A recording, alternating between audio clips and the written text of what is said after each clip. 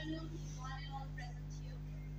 Respected IGP Satyaraj Hazarika sir, Dean of Academic Affairs Dr. Surajit Sarma sir, Dean of Social Science and Humanities Dr.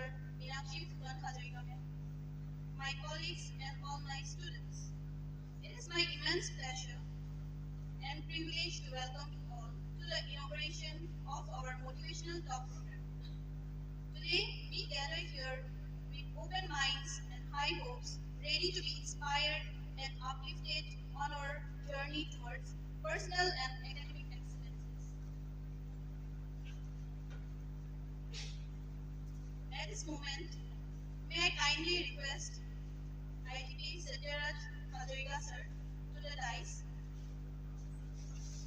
Rajesh, please assist.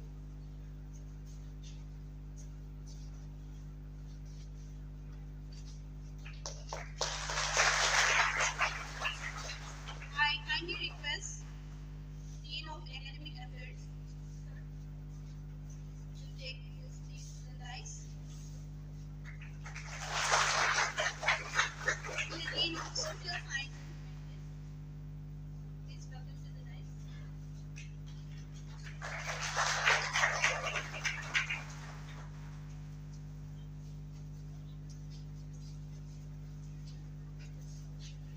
Now I would like to felicitate Sir IGP Satyaraj Hazarika with Gulam Kamsa.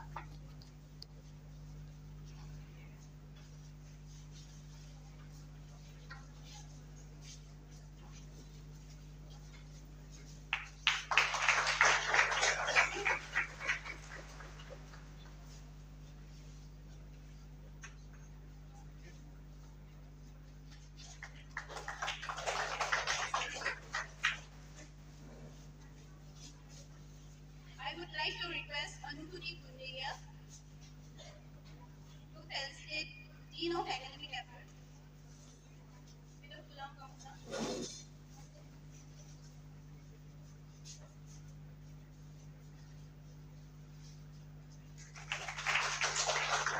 Thank you. Next, I would like Informuta Surya to felicitate Dean of Social Science and Humanities with a Gulam Kamsa.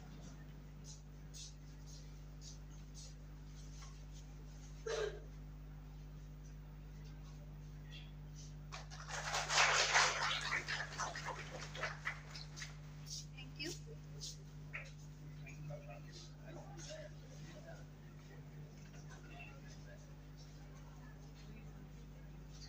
Now I would like to request our respected Dean of Social Science and Humanities to kindly come forward and deliver the welcome speech.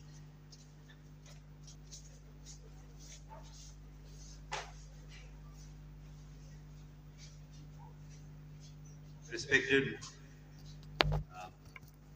IGP, Mr. Satyaraj Hazarika sir, respected Dean of Humanities and Social Sciences, Dr. Minakshi Phookan Hazarika ma'am, respected members of the police force out here, respected faculty members of the Department of Geography and of the National Cadet Corps who are jointly organizing this motivational lecture series, my dear students and friends. I think we need to get one thing very clear right at the beginning. Nobody, not you, you have not come here to listen to me. You have come here to listen to Satyaraj Hazarika sir. And I am not going to keep you here for long before you hear it. But I would like to tell you that this is an excellent start. If you're beginning a lecture series, this is a wonderful way to begin, because this happens to be a person I know very well. We went to the same school. In fact, and that is something I need to say, all three of us went to the same school. The people who are sitting here. We went to the Hamlata Handik Memorial Institute in Jorhat. So we are products of the same school. And it's a very rare opportunity when we get to sit together like this. But as I said, I've known Satyaraj Hazarika for a long time, from school, in fact, and then, of course, afterwards we landed up in the same place in Delhi.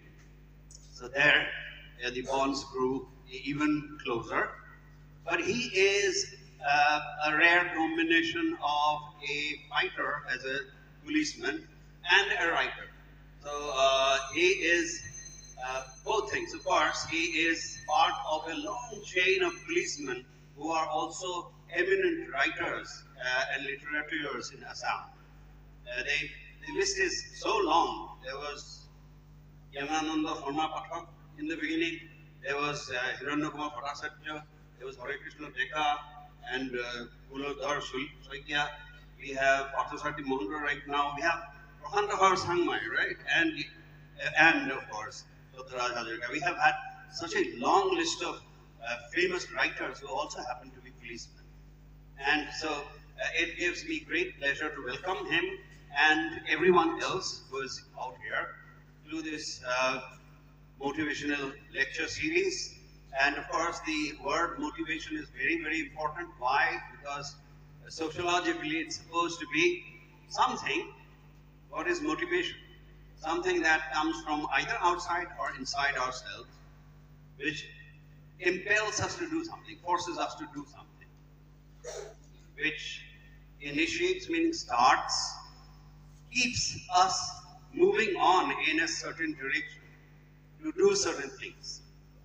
And that is, it could be because of the internal desire that you have to set some goals and achieve them, for want of praise, for want of everybody's adulation, everybody's affection. You do those things, many things that you like to do, and you do it. That is motivation. And there are many things that you don't like to do, but you do because you're afraid of punishment that may come from outside. That is also motivation. But here, of course, we are not going to talk about that kind of a motivation, the one that comes from outside. This is coming from outside. It's not the negative kind. It is the kind that I think is absolutely essential. He is a member of the police force in the executive branch of our state, which includes our respected bureaucrats and our policemen. And that is important because this is, unfortunately, one area where we do not have a whole lot of people from Assam. Too many of these posts are filled up by people from outside the state. And that is unfortunate in one sense. A few days ago, we had the forest man of India, Jadhav Payeng, coming into our college, and he had a story to tell, which I think is relevant for all of us. He said he was granted a rupees 25 lakh grant from the government of Telangana. And unfortunately, the bureaucracy that was supposed to help him process the entire grant, move the files, and allow him to receive the money, never happened within 1 year, which was the time period. And he was regretfully saying that if only we had a whole lot of people from Assam who were manning those people, I had to go and ask for help from people who did not know me, did not understand my importance, did not recognize me because they did not belong to my state. I think it is necessary for you to be motivated enough to know that your presence is required in our state, to join our executive branch, our judiciary, everything that will help to serve our country, our community better. And nobody can do it as well as you, because you'll be working for your own people. You won't be working for outsiders, right? So the thing is that this connect is absolutely necessary.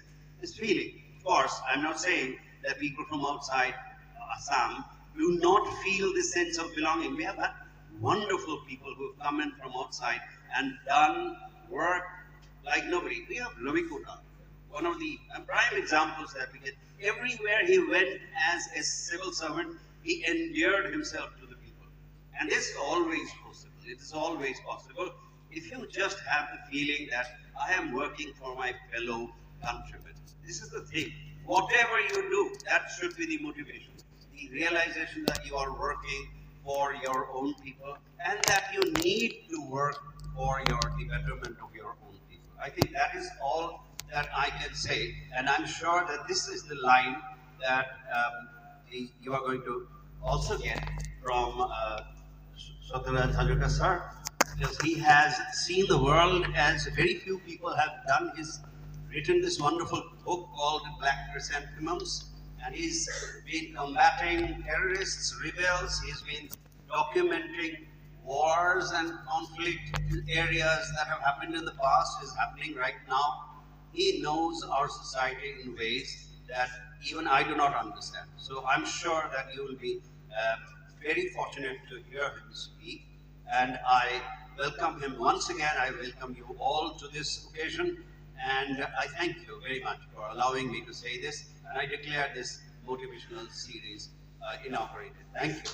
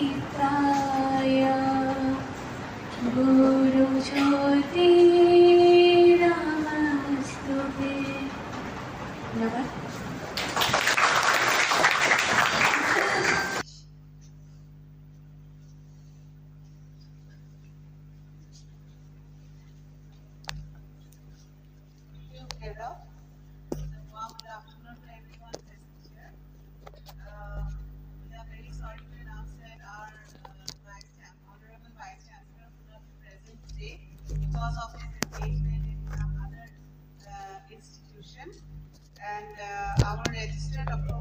Surajit Sarma will join us. We have with us Dean Academic Affairs Dr. Surajit Sarma. We also have esteemed IGP of Northeastern and Eastern Range, Mr. Satyaraj Hazarika, and we also have with us a very dear student who is a teacher now, and he has been the recipient of the state award for best teachers, Mr. Rajesh Bordoloi.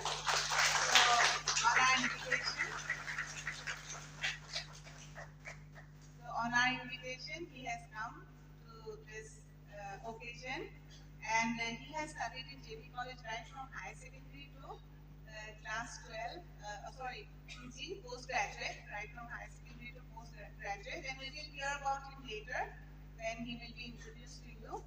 And my dear colleagues present here and my very dear students, I would like to start by quoting Mahatma Gandhi. If I see, this is for you students, I want you to have that belief, because this is a motivational talk. So,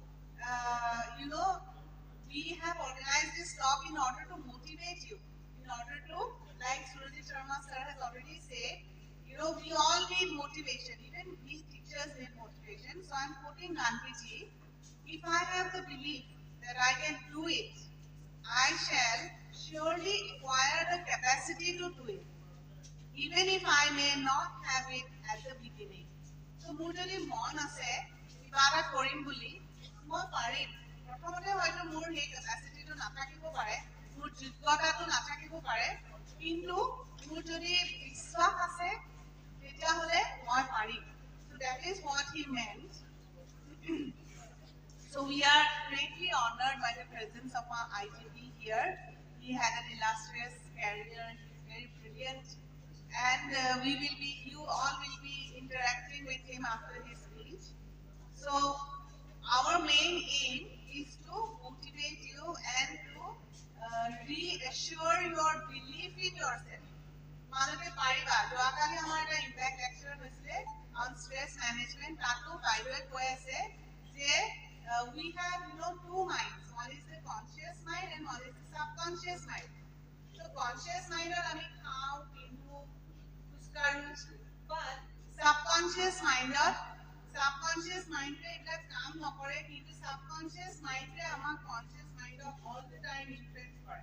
So ami jodi bhal kotha bhabu ভাল আমি পাৰিম বুলি আমি ভাবো তেতিয়াহ'লে এদিন নহয় এদিন আমি পাৰিম. So with these words, I would like to thank Klirdap for giving me this opportunity to speak, and I wish this program a grand success. Thank you.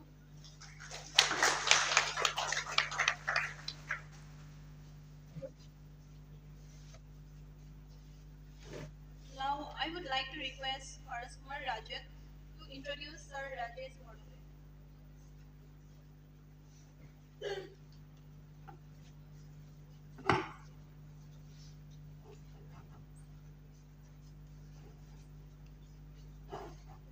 Respected Dean, Academic Affairs, Dr. Surajit Sarma sir, Dean Humanities and Social Sciences, Dr. Minakshi Phookan Hazarika madam, our guest invitee, Satyaraj Hazarika sir, and Rajesh Bordoloi sir, respected teachers and other faculty members, and my dear students. It's an immense pleasure for the Department of Geography as well as for the Jagannath Purva University family to welcome Mr. Rajesh Bordoloi for his excellent achievement as a teacher. Mr. Bordoloi was born in 1975 in Jorhat and is currently a resident of Johannagar, Jorhat. Mr. Bordoloi pursued his primary education at Sarinogwat Primary School and later joined Jorhat Government Boys HS and MP School, where he completed his matriculation in 1991. For higher studies, Mr. Bordoloi enrolled at the erstwhile JB College, now Jagannath Purva University, Jorhat, from where he first completed his higher secondary education in 1993 and then graduated with honors in geography in 1996. Mr. Bordoloi also passed his masters from the same department, that is the Department of Geography, JB College, with flying colors in first class, second position under Purva University in 1999.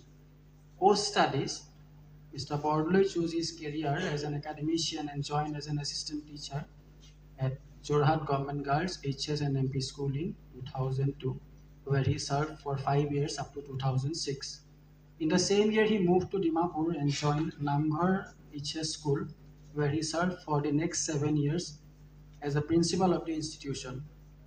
In 2012, Mr. Bordoloi qualified for the ME level teacher eligibility test and joined Dokhinpat MB School in Majuli as a regular teacher under the government of Assam, and there he served from 2012 to 2014. He then returned to Jorhat and joined Adarsa Tribal Higher Secondary School as an assistant teacher in 2014, where he continues to serve with dedication to date. Alongside teaching, Mr. Bordoloi has been actively engaged in various academic activities. He is an e-content creator for Diksha, the Government of India portal. Mr. Bordoloi is a member of the Social Science Textbook Review Committee for Geography section specially for class 6, 7 and 8 under the Government of Assam. He also authored social science textbooks for class 5 and 6 for the Jatiya Adarsa Shiksha Sansad under Assam Sahitya Sabha. He is not only a successful teacher but also a devoted family man. His spouse, Miss Mitu Soikia Bordoloi, is also an assistant teacher for the Government of Assam, currently working at the Jorhat Polytechnic High School Mr. Bordoloi has two daughters named Ms. Ritisha Bordoloi and Ms. Jyotishna Bordoloi, studying in class 10 and class 4 respectively. In recognition of his dedication and contribution to education, the government of Assam has honored Mr. Rajesh Bordoloi with a prestigious state award to teacher in the secondary education for the year 2025. Thank you.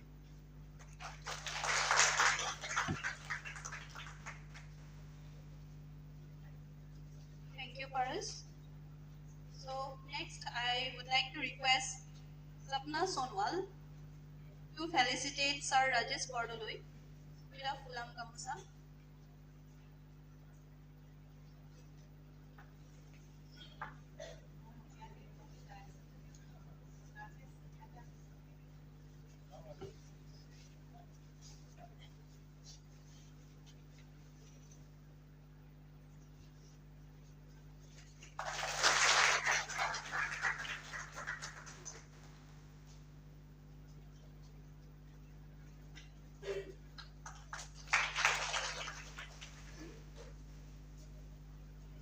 I would like to request Sir Rajesh Bordoloi to kindly grace this occasion by delivering a brief speech.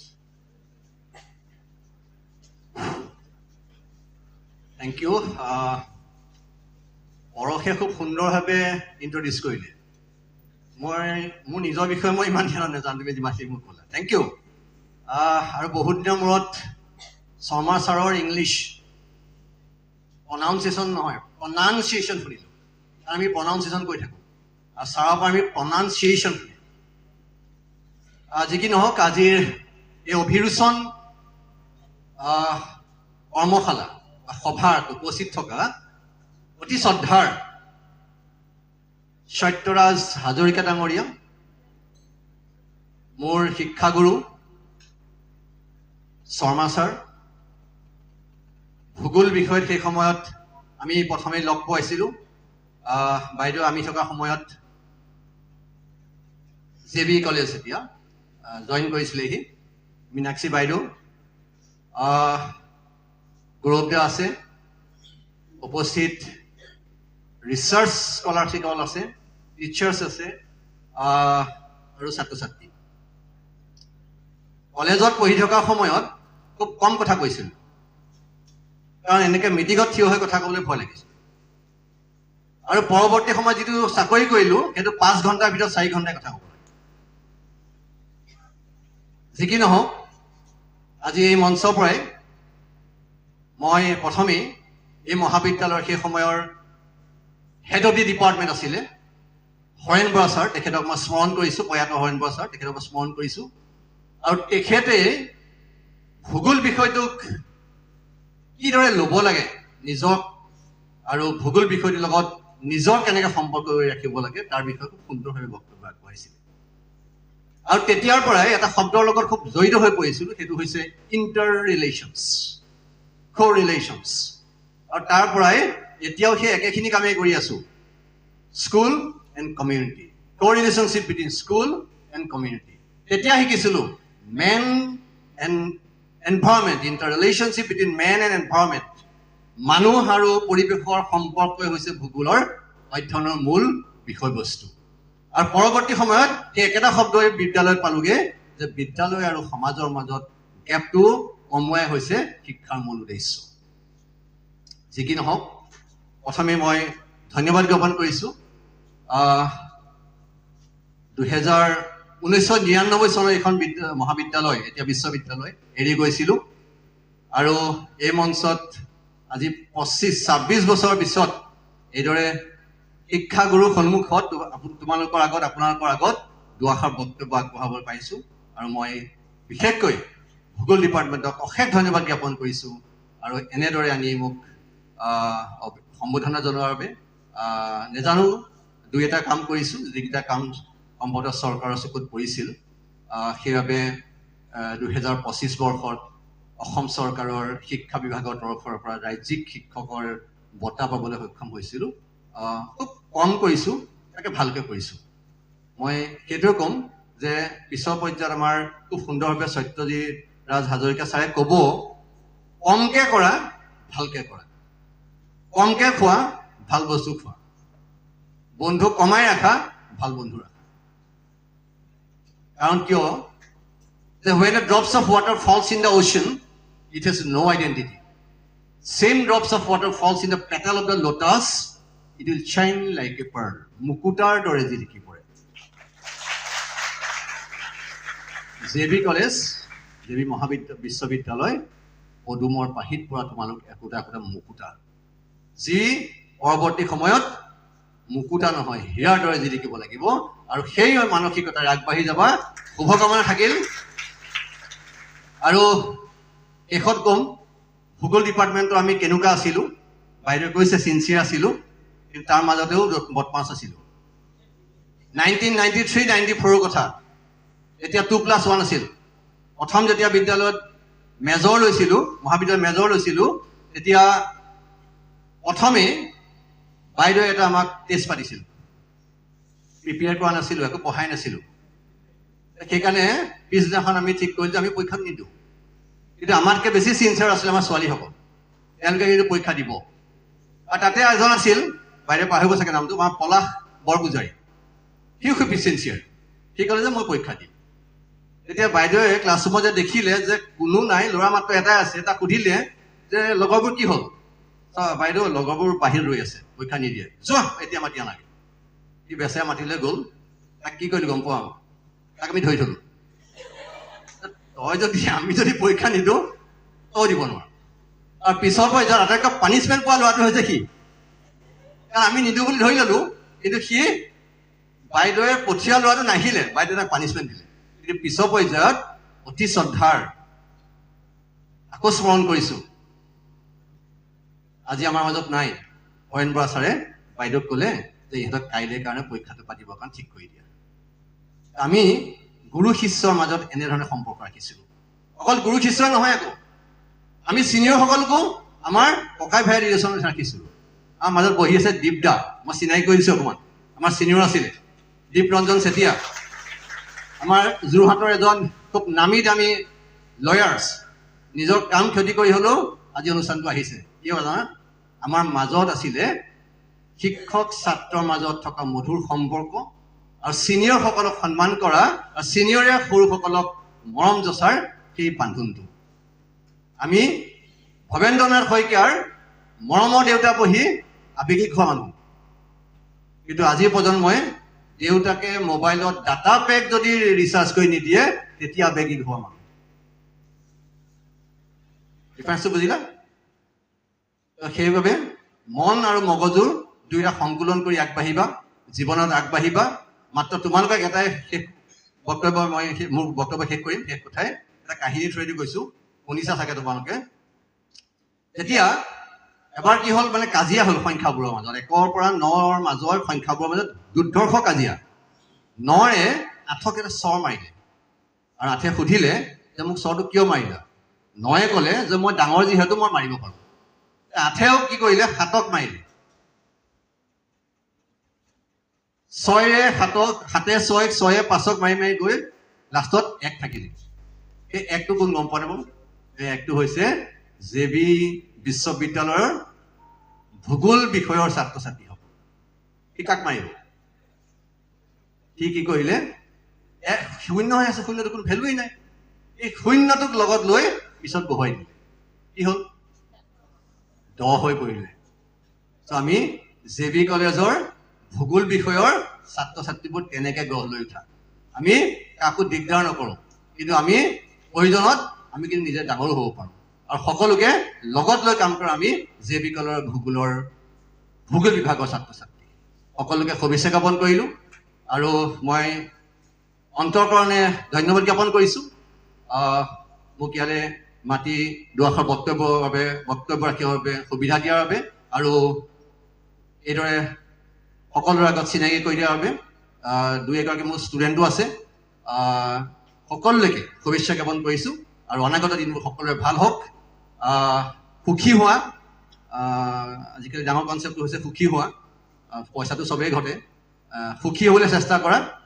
জীৱনটো ইমান চিন্তা কৰাৰ দৰে, তোমালোকে চিন্তা কৰাৰ দৰে জটিল নহয়, খালি সুখী হ'বলৈ চেষ্টা কৰা। সকলোলৈকে শুভকামনা জ্ঞাপন কৰিছোঁ, আশীষ প্ৰদান কৰিছোঁ। যিহেতু শিক্ষক আশীষ প্ৰদান কৰিব পৰা হৈছোঁ, আশীষ প্ৰদান কৰিছোঁ সকলোৰে ভাল হওক thank U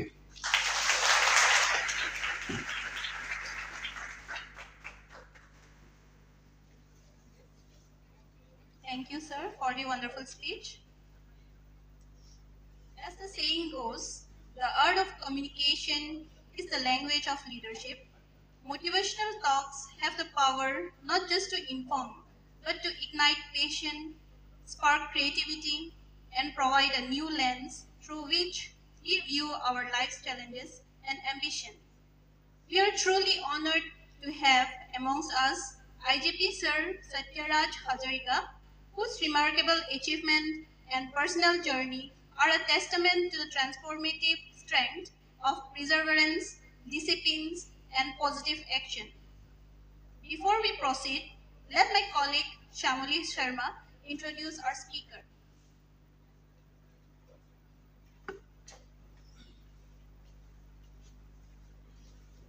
Good afternoon, everyone.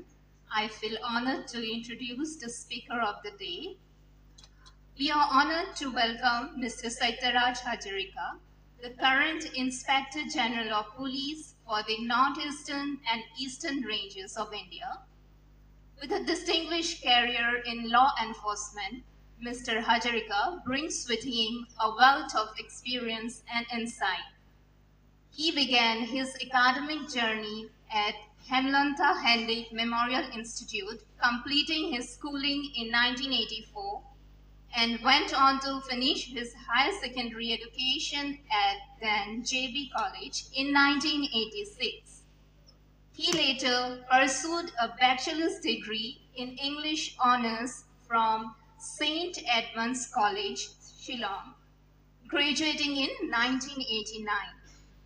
His passion for literature led him to Jawaharlal Nehru University, New Delhi, where he completed his master's degree in English in 1991. Mr. Hazarika joined the Assam Police Service in 1993 as a Deputy Superintendent of Police and was inducted into the Indian Police Service in 2012 with a 2005 cadre allotment.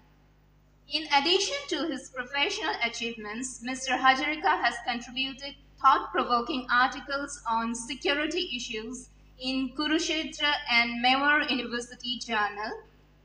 He is also a man of many interests and enthusiast singer, poet, and cricket player. Last year, in the year 2024, he authored a book named Black Chrysanthemums, War, Drugs, and Rebels in Northeast India and Myanmar. The specialty of this book is that it not only documents the war turmoil in Northeast India, but it also documents the history of Assam Police. Notably, he organized a national level on-the-spot poetry competition at then Jagannath Borwa College in the year 2004 with judges invited from Meghalaya and Goa, promoting literary expression among youth. So please join me in welcoming Mr. Satyaraj Hazarika. Thank you.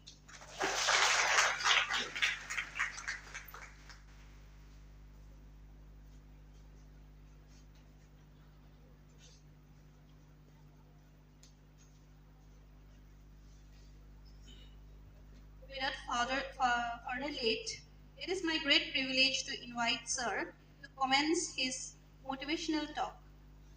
The stage is all yours, sir.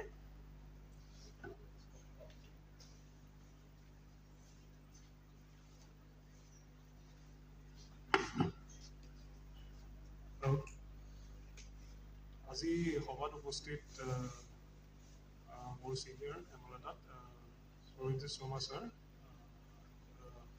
Dean as well as a Professor of English, মোৰ সহপাঠী Minakshi Phookan Hazarika, Dean as well as Professor of Geography. আজি সভাত উপস্থিত Kriti Shikshak, Rajesh Bordoloi, আজি সভাত উপস্থিত মাননীয় প্ৰবক্তাসকল আৰু মোৰ অতি মৰমৰ ছাত্ৰ ছাত্ৰী। মই অলপ নাৰ্ভাছ ফিল কৰিছোঁ কালিৰ পৰা। একচুৱেলি এই ফিল্ডত গ'লে ইমান ভয় নালাগে, কিন্তু ষ্টুডেণ্টছ মাজত আহি পেলাই মই কি ক'ম কি কথা নক'ম মই অলপ চিন্তা কৰিছোঁ।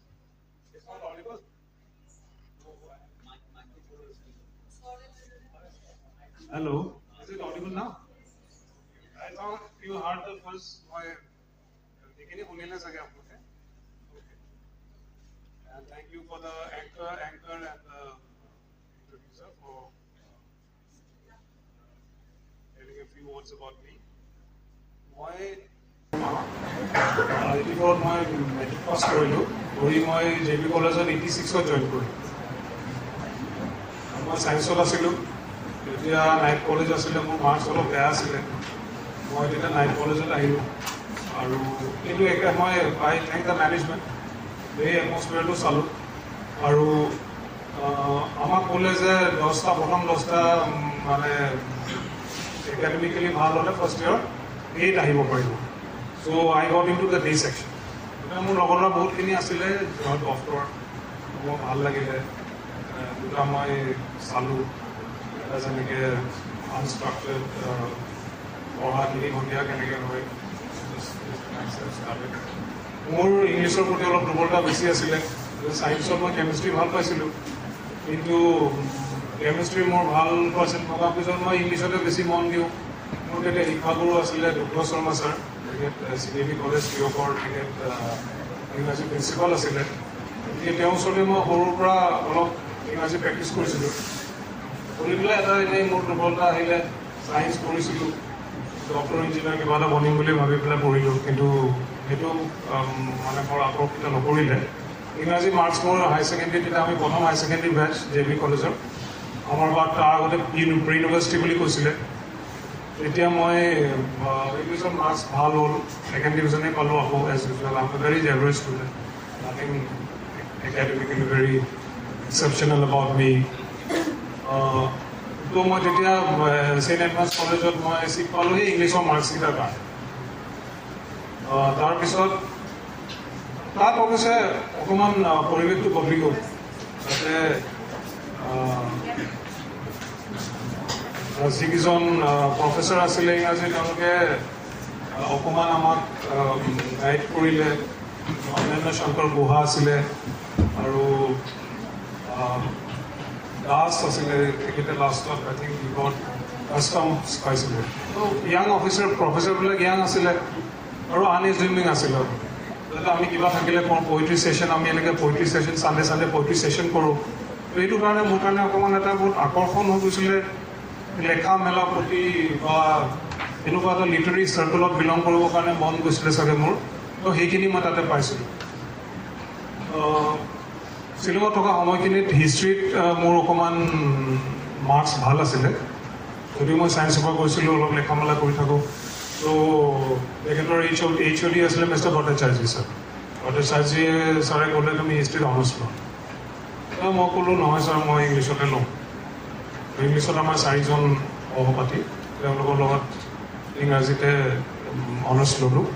কিছুমান তাৰে 2এটা ষ্ট্ৰাকচাৰ ইংলিছত অলপ কষ্ট পাইছিলোঁ, কিন্তু মই মানে কি কৰিলোঁ, অটোজ এক্সপাৰ্চন বুলি এখন কিতাপ আছিলে সুৰজিতা, এই কিতাপখন মানে সেইখনত যদি মই ফেইল কৰোঁ মই ফেইল।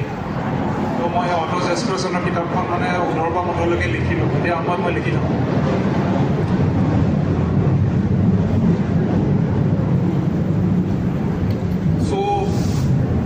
মই ঠিক ঠাক পাছ কৰিলোঁ, তাৰ পৰা অনাৰ্ছ মাৰ্কছখিনি পালোঁ।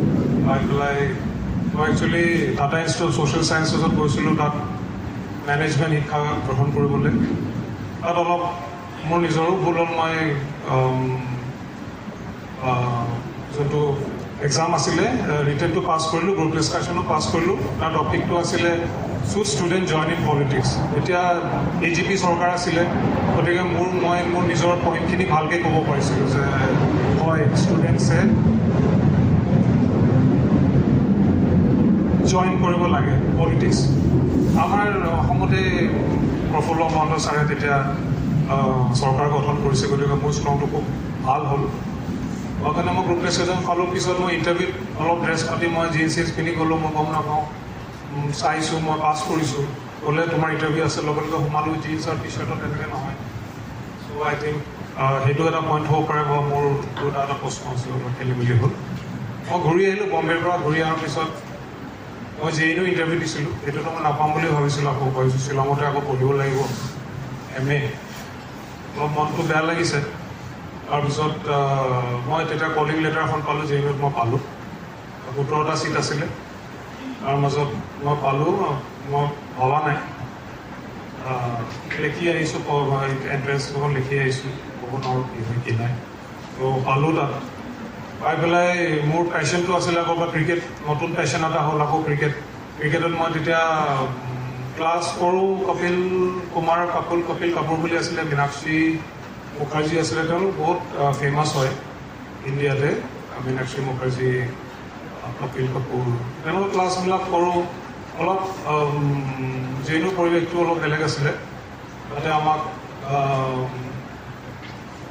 নিজৰ মাইণ্ডটো ইণ্ডিপেণ্ডেণ্টলি পঢ়া শুনা পাৰ্চু কৰিবলৈ দিয়ে আনচাৰবিলাক আমি অলপ যেনেকৈ আমাৰ বৰদলৈ চাহাবে কৈছে ইণ্টাৰডিচিপ্লিনাৰী কিবা কিবি লিখিলে মোৰ ছাবজেক্ট কেইটামান আছিলে আফ্ৰিকান লিটাৰেচাৰ অষ্ট্ৰেলিয়ান লিটাৰেচাৰ আৰু এটা ছাবজেক্ট আছিলে গান্ধী এণ্ড থট মই এনেকৈ ইণ্টাৰডিচিপ্লিনাৰী ছাবজেক্ট কিছুমান লৈ আছিলোঁ তথাপিও মই ইংলিছ লিটাৰেচাৰ কৰিছোঁ সেইখিনি ইণ্টাৰডিচিপ্লিনাৰী তাত এলাউ কৰিছিলে আৰু এটা আছিলে India Pakistan and great powers মোৰ মনত আছে তাতে এজন কানাডাৰ ষ্টুডেণ্টো আছিলে তো সেইবিলাক আনচাৰবোৰ তেনেকৈ লিখোঁ আৰু ময়ো ডাইভাৰ্ছ কিবা থাকিলে ভাল লাগে পুলিচত সোমাম বুলি মই কেতিয়াও ভবা নাই JNUত মই পাছ কৰিলোঁ তাৰপিছত আহি পেলাই মই হাৰিয়ানাৰ এখন স্কুলত কাম কৰিলোঁ চাউন পাব্লিক স্কুল বুলি তাতে মই 4-5 মাহৰ শিক্ষকতা কৰি পেলাই দৰমহা 2000 টকা পালোঁ তেতিয়া মই কম্পিটিটিভ এক্সামৰ কাৰণে কিতাপ চিতাপ অলপ কিনিলোঁ তাতে থাকোঁ ডে স্কলাৰ্ছ আৰু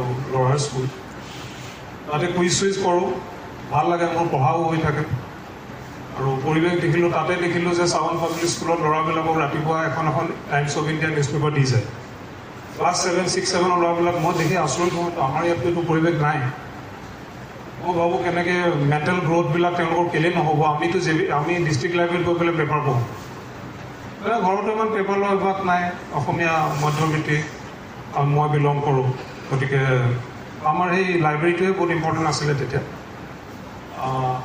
তাৰপিছত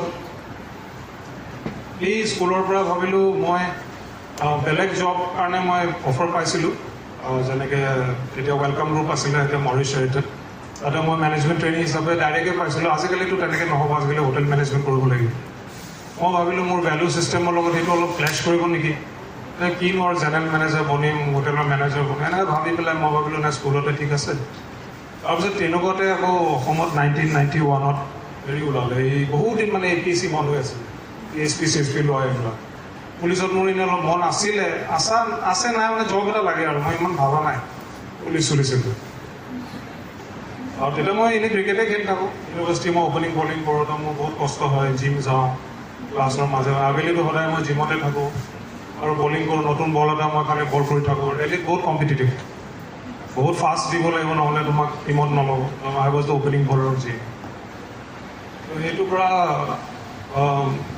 এতিয়ালৈকে পুলিচটো মই ভবা নাই তাৰপিছত মই আহিলোঁ যেতিয়া এডভাৰটাইজ ওলালে বহুত দিনৰ মূৰত এডভাৰটাইজ দিছে APSCৰ কাৰণে তাৰপিছত আমাৰ আগতে এটা বেটছ 92 বেটছ এটা পাই গ'ল মই পৰীক্ষা দিলোঁ দি পেলাই প্ৰথমবাৰ এটা কথা মোৰ মনত তেতিয়া ভাবিছোঁ মইতো নাপাওঁ কম্পিটিটিভ এক্সামটো মই কেতিয়াও দিয়া নাই আৰু আগতে মই একাডেমিকেলি মই ইমান ঠিক ঠাক নহয় প্ৰথম পৰীক্ষা জীৱনৰ এনেকুৱা পৰীক্ষা দিম আৰু চাকৰি এটা মোক লাগে সেইটো জানো আৰু কলেজতো মই শিৱসাগৰ কলেজত পঢ়াইছিলোঁ খালি মই ভাবোঁ যে কি ট্ৰাই কৰি চাওঁ তেতিয়া মোৰ কিতাপো নাই মই হিষ্ট্ৰী দিগন্ত শৰ্মা ছাৰ আছে বোলো ছাৰ কিতাপ কেইখনমান দিয়ক এনেকৈ যাৰ তাৰপৰা খুজিয়ে লৈছোঁ ইংলেণ্ড হিষ্ট্ৰী লাগে হিষ্ট্ৰী মই অপশ্যনেল মই ইংলেণ্ড হিষ্ট্ৰী কিতাপ পঢ়া নাই এই চাৰ্লছ দ্য ছেকেণ্ড এডৱাৰ্ড দি 8 এই সৰু কিতাপ এখন পালোঁ বুক ষ্টলত সেইখনকে ল'লোঁ আৰু মানে মই শিৱসাগৰত আছিলোঁ তেতিয়া দেউতা তাতে কৰ্মৰত কিতাপৰ অভাৱ এজ ইউজুৱেল কিতাপৰ অভাৱটো সদায়ে থাকে তাৰপিছত এক্সামটো মই দিলোঁ ভাবিছিলোঁ মই নাপাওঁ খালি এটা কথা মই নিজকে মানে চেল্ফ টক এটা কৰিছিলোঁ সৰু যদি মই প্ৰথম 10টা স্থানত যদি মই পাওঁ তেতিয়াহ'লে কিজানি মই চাকৰিটো পাওঁ সৰু চিন্তা তাৰ মাজতে মই খেলোঁ আৰু আবেলি আবেলি লগৰ লগত মই কথা চথা পাতি থাকোঁ আবেলি যাওঁ আকৌ পুলিচে আমাক খেদায়ো মাজে মাজে আমি আড্ডা মাৰিব যাওঁ আকৌ খেদাই দিয়ে তাৰপৰা গুচি যাওঁ মানে অলপ মাইণ্ডটো ফ্ৰেছ হ'বৰ কাৰণে যাওঁ আবেলি উপায় নাই এইটো আৰু আমাৰ সমাজটো এনেকুৱা তাৰপিছত মই 92 পৰা এক্সাম দিলোঁ 93 মই তেতিয়া আছামত মই টপাৰ হ'লোঁ সেই বছৰ বাই গডছ গ্ৰেচ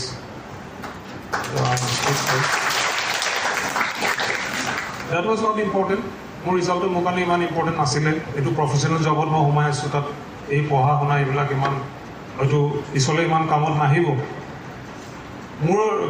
মই এই কথাটো এইটোৱে ষ্ট্ৰেছ কৰিছোঁ যে ছেল্ফ টকটোৱে কিমান ডাঙৰ মানে কাম কৰিব পাৰে এজ এ এভাৰেজ ষ্টুডেণ্টক ছেল্ফ টক এটা যদি নিজকে কৰি দিব পৰা যায় ইট কেন ৱৰ্ক ৱণ্ডাৰ্ছ সাংঘাতিক মই এতিয়াও সেইটো ভাবি থাকোঁ এনেকৈ মই ভাবোঁ যেতিয়া মই কিবা গীটাৰ বজাওঁ মই ভাবোঁ মই ব্ৰাইড এডামছৰ নিচিনাকৈ গান গাম গীটাৰটো মই এতিয়া শিকি ল'ম বা ড্ৰামছ বজাওঁ মই নিজকে এবাৰ কৈ চাওঁচোন আকৌ এবাৰ হয় নেকি but I think that is not going to happen এনেকৈ নহয় জীৱনত বহুত কষ্ট কৰিব লগা হয় কিন্তু দেট ইজ ছেল্ফ টক সৰু এটা কথা আছিলে মই ভাবিছোঁ মইতো কেতিয়াও নাপাওঁ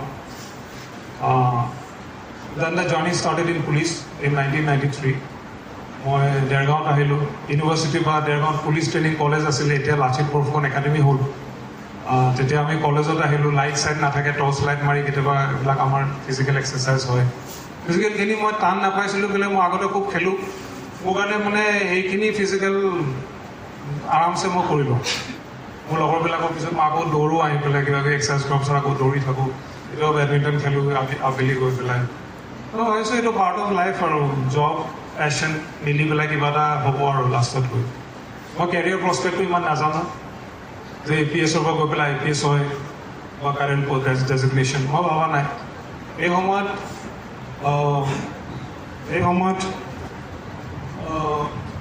অসমত আহি পেলাই দেখিছোঁ যে অসমত তেতিয়া হিতেশ্বৰ শইকীয়া ছাৰৰ চৰকাৰ আৰু কাৰেণ্ট CMকো আমি লগ পাওঁ গণেশগুৰিত মই যেতিয়া পুলিচ হৈ পেলাই কৰ্মৰত হৈ থাকোঁ আমাৰ কাৰেণ্ট CMক মই এস্কৰ্ট কৰি পেলাই হিতেশ্বৰ শইকীয়া ছাৰৰ ওচৰলৈ লৈ যাওঁ তেখেতে তেতিয়া ইমানখিনি পেপাৰ লৈ পেলাই শইকীয়া ছাৰৰ ওচৰলৈ ৰাতি 2টামান বজাত যায় তো তেখেতে তেতিয়াৰ পৰা ইমান কৰ্মপটু কৰ্মদক্ষতা যদি এনেই নাহে মই নিজেই চকুৰে চক্ষুৰে এইটো বস্তু দেখিছোঁ যে এজন মানুহে সেই অবিৰতভাৱে আজিলৈকে অসমৰ মুখ্যমন্ত্ৰীৰ দায়িত্ব পালন কৰি আছে তেখেতৰ সেই কৰ্ম জীৱনৰ আৰম্ভণিখিনি মই দেখিছোঁ মই নিজেও তেতিয়া গণেশগুৰিতে চেকিং কৰি থাকোঁ মই ছাৰক লৈ যাওঁ তালৈ গতিকে মই অসমৰ বহুত কেইজন মুখ্যমন্ত্ৰী দেখা পাইছোঁ সকলোৰে কৰ্ম সংস্কৃতিখিনি উপলব্ধি কৰিছোঁ এখন ৰাজ্য চলাবলৈ কি কি লাগে অসমত সেই সময়ত আমি অহাৰ লগে লগে আমি এই জাংগল বুটযোৰ এযোৰ পিন্ধি পেলাই জংঘলত গৈছোঁ এতিয়া মই একাডেমিকখিনি পাহৰি গ'লোঁ মই ক'ত পঢ়িছিলোঁ কি কথা সেইটো নাই মই এতিয়া ভাবিছোঁ যে নিজৰ মনৰ ভিতৰত এটা মানুহ আছে নেকি ইজ দেয়াৰ ছামৱান ইনচাইড মি প্ৰথমতে যেতিয়া জংঘলত গৈছিলোঁ তেতিয়াতো আমাৰ অসমত সন্ত্ৰাসবাদী বহুতখিনি উপদ্ৰৱ কৰিছে মই পাৰ্টিকুলাৰলি এটা ষ্ট্ৰেচৰ কথা ক'ব বিচাৰিছোঁ যোনটো ষ্ট্ৰেচত চবতকৈ মোক মানে মোৰ কাৰণে চেলেঞ্জ আহিছে প্ৰথম চেলেঞ্জটো মই তেতিয়া জংঘল চংঘল ইমান অলপ ভয়ো খাওঁ গানটো থাকে মোৰ লগত কিন্তু মই জংঘলৰ এক্সপিৰিয়েঞ্চটো পোৱা নাই আৰু মৃত্যুৰ লগত কেনেকৈ মানে মানুহৰ এটাৰ অৱস্থান কৰিব লগা হয় এইটোও মই বুজি পোৱা নাই ক'লোঁ এদিন ৰাতি এনেকৈ ডাঙৰ জংঘল আছে লক্ষীপথাৰ চৰাই পুং তাতে জোক থাকে 2 কিলোমিটাৰ পিছত একো নেদেখি হয়তো খুব ডাঙৰ জংঘল তাতে মিলিটেঞ্চবিলাক থাকে আৰু মিলিটেঞ্চে তেনেকুৱা আমাৰ নিচিনা খাকী পোচাক পিন্ধা মানুহক গুলিয়াই মাৰে মই যোৱাৰ যোনখন ডিষ্ট্ৰিক্ট বা যোনখন মই ষ্ট্ৰেচৰ কথা মানে কৈছোঁ তাতে 2জন ছাব ইন্সপেক্টৰক আমি হেৰুৱালোঁ এনেকৈ চেকিং কৰি থকা সময়তে এনেকৈ মৃত্যুৰ মুখত পৰিলে তেওঁলোকে এইখিনি গোটেইখিনি আগত ৰাখি পেলাই যেতিয়া মই জংঘলত গৈছোঁ তেতিয়া মই এই অডমছ আনি পেলাই শুই থাকোঁ মানে প্ৰথম দিনাখন আৰু ভাবিছোঁ কেনেকৈনো কি কৰে মই ধৰিব পৰা নাই বুজি পোৱা নাই কিন্তু লিডাৰশ্বিপ মানে কি লিডাৰশ্বিপ মানেতো মই নিজে কৰিব লাগিব মইতো এতিয়া কাৰোবাক বেলেগক পঠাই দিব নোৱাৰোঁ যে জংঘলত তই যা মই ইয়াতে গেষ্ট হাউচত দুলীয়াজানত মই শুই থাকিম বা মই ভাল মৰাণৰ বা অইলৰ গেষ্ট হাউচত মই শুই থাকিম মই ভাবিছোঁ যে পুলিচমেনৰ এই কলটো আহে নিজৰ ভিতৰতে আকৌ এটা কল আহে তই কি কৰিবি যদিতো যাব মন আছে যা নহ'লে সদায় বেক ছিটত থাকিব লাগিব মই আগতে কৈছোঁ মই সাহসী নহয় জংঘলটো মই ইমান ভালো নাপাওঁ, ইমান এক্সপিৰিয়েঞ্চ নাই, আমি যোৰহাটত থকা ল'ৰা, গতিকে গ'লোঁ জংঘলত। তেনেকৈ আমি অলমষ্ট থাকি এদিন ৰাতি পাৰ কৰিলোঁ, 2 দিন ৰাতি পাৰ কৰিলোঁ। টোপনিটো আমি ইমান হেৰি নকৰোঁ, টোপনি ক্ষতি হয়। কৰি পেলাই লাহে লাহে আমি বুজি পালোঁ জংঘলখন, আৰু মানুহৰ আমাৰ প্ৰতি, জনসাধাৰণৰ আমাৰ প্ৰতি বিশ্বাসখিনি আহি গ'ল। যোনখন চহৰত মই আছিলোঁ, এই চহৰখনৰ মানুহে 7টা বজাৰ সময়ত ঘৰত নোলাইছিলে। মই আপোনাক 1998 মানৰ কথা কৈছোঁ। এতিয়া অপাৰেশ্যন বজৰঙৰ কমচে কম 8 বছৰ হৈ গ'ল। অপাৰেশ্যন বজৰং বুলি বহুত ডাঙৰ অপাৰেশ্যন এটা হৈছিলে, 1990 হৈছিলে তিনিচুকীয়া জিলাত। তেনেকৈ আমি কৰ্মৰ যোনখিনি আমাৰ কাম, সেইখিনি আমি কৰিলোঁ। জনসাধাৰণে আমাক ভাল পালে, কৰিলে। আমি আৰ্মিতকৈও বেছি চোকা হৈ গ'লোঁ। তেওঁলোকে যেতিয়া বেৰেকত থাকিব, আমি বাহিৰত থাকোঁ। এটাই চালোঁ যে 2 ঘণ্টামান যদি আমি শুওঁ মাত্ৰ, তেতিয়াহ'লে আমি গোটেই জেগাটো চাই ল'ব পাৰিম। মই তেতিয়া উপ আৰক্ষী অধীক্ষক। মোৰ এটাই কমিটমেণ্ট আকৌ আহিছিলে যে মই অলপ কম শুওঁ, মই জংঘলত বেছি থাকিম। আৰু মোৰ মানুহকেইটা সমানে মোৰ নিচিনাকৈ মানে খুব সৰু সৰু ল'ৰা, ফুটবল চুটবল খেলে। মই ভাবিছোঁ সিহঁতক অলপ জংঘল ট্ৰেইনিংটো দি দিওঁ, তেতিয়াহ'লে সিহঁতিও চাগে পাৰিব। তাৰপিছত মই 4টা ল'ৰা লৈ পেলাই 20টামান মানুহ থাকিলেও মোৰ কোনো প্ৰব্লেম হোৱা নাছিল। মই তাহাঁতক অকণমান ফায়াৰিং এক্সপিৰিয়েঞ্চো দিওঁ। মই কৈছোঁ কোনোবাই গুলিয়ালে তয়ো গুলিয়াবি, আৰু কি কৰিবি, জংঘলতো আৰু বেলেগ আৰু উপায় নাই। তাতে বুলেট উইল টক। পিছত জুলিঅ' ৰিবেৰিঅ'ই এখন কিতাপ লিখিছিলে পাঞ্জাৱ ইনচাৰ্জেঞ্চি কণ্ট্ৰল কৰোঁতে, বুলেট ফৰ বুলেট, জুলিঅ' ৰিবেৰিঅ'। তেওঁ IGP পাঞ্জাৱ আছিলে। মই এই পুলিচৰ জীৱনত কেইজনমান কিংবদন্তী পুলিচ অফিচাৰ লগ পাইছিলোঁ। তেওঁলোকৰ লগত মই এটেচড হৈ আছিলোঁ। যেনেকৈ APS গিল, পিছত DG পাঞ্জাৱ হৈছিলে। মই DSP উপ আৰক্ষী অধীক্ষক থাকোঁতে তেওঁৰ লগত এটেচড হৈ পেলাই তেওঁলোকৰ বহুত কথা, মানে তেওঁলোক আচলতে সঁচাকৈ লিজেণ্ড হয়। অসম কেডাৰৰ পুলিচ অফিচাৰ আছিলে। তেওঁলোকে কেনেকৈ লয়, আইন শৃংখলাটো কেনেকৈ লয়, তেওঁলোকে নিজৰ ব্যক্তিগত জীৱনটো কেনেকৈ মানে তেওঁলোকে পৰিচালনা কৰে নিজকে, এইখিনি তেওঁলোকৰ পৰা মই ফাৰ্ষ্ট হেণ্ড এক্সপিৰিয়েঞ্চটো মই পাইছিলোঁ DSP থকা টাইমতে।